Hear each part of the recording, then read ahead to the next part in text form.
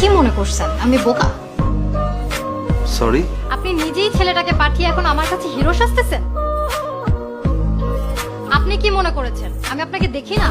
আপনি আমাকে ভার্সিটির প্রথম দিন থেকেই ফলো করতেছেন, আমার দিকে তাকিয়ে থাকেন, আমার পিছে পিছে আসেন।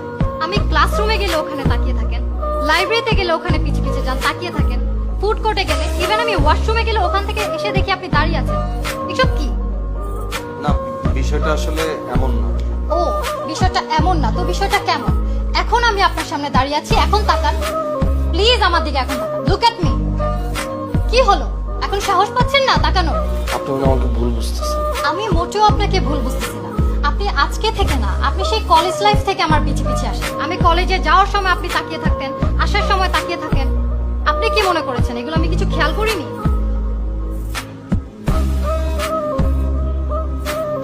কিন্তু আমি চাই আপনি আমার দিকে সব সময় তাকিয়ে থাকেন, সারা জীবন তাকিয়ে থাকেন।